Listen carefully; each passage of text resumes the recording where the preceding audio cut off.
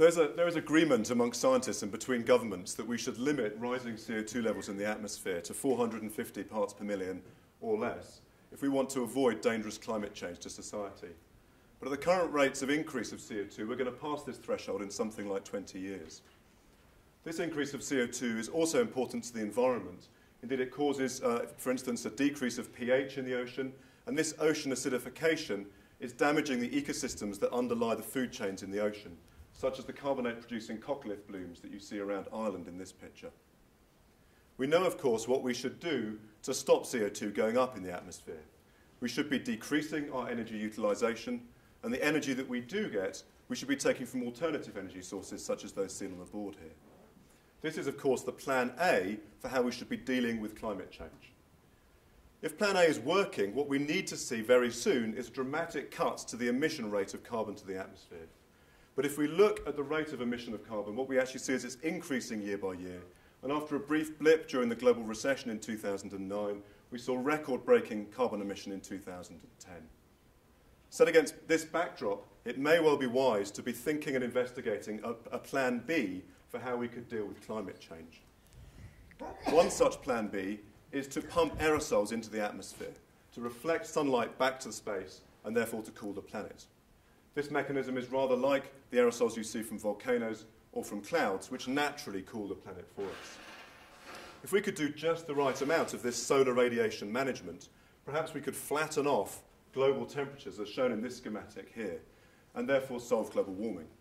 But this would not address the question of ocean pH, and it also locks us into a cycle by which we have to continue to pump out aerosols in increasing amounts to mitigate the increasing CO2 levels. It's also, the effect of global warming on rainfall and temperature, shown by the dashed lines here in this Oxford model, are also not directly counteracted by this solar radiation management, shown by the solid lines here. You get a strong regional overprint when you do solar radiation management, which could readily lead to geopolitical tension about the right level of geoengineering to do.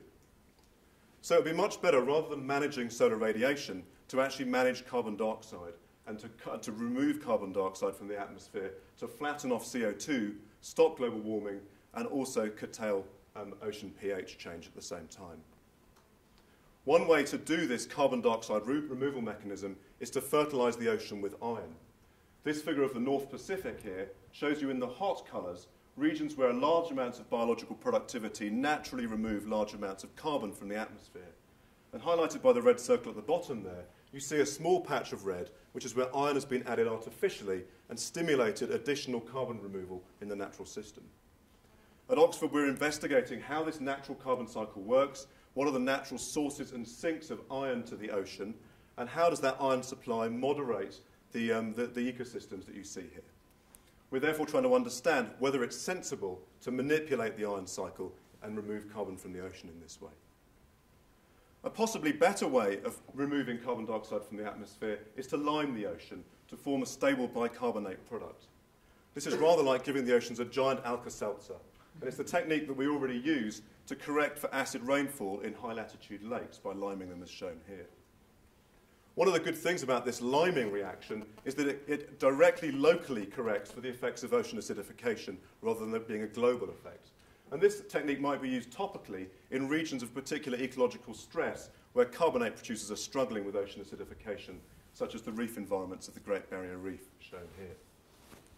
And a third technology we might use for carbon dioxide removal is to accelerate the natural weathering of silicate rocks, such as the basalt shown here, into carbonates, which occurs on the continents already. So the three equations that I've shown you on the board here, each of them works in theory, but I don't want you to go away with the idea that we should start applying these globally around the Earth. I'm not advocating here that we should geoengineer. What I'm advocating is that we should research geoengineering. We should be looking at the science and engineering behind it and considering the legal, governance and ethical issues that underlie manipulation of the whole planet. Perhaps we can find a plan B if we were to undergo this sort of research.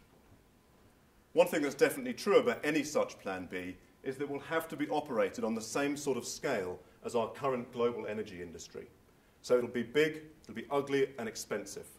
It may still, nevertheless, be better than the sort of catastrophic climate change that we will see if we're not able to curtail our carbon emissions and use Plan A in the future. Thank you. Good job, Jim.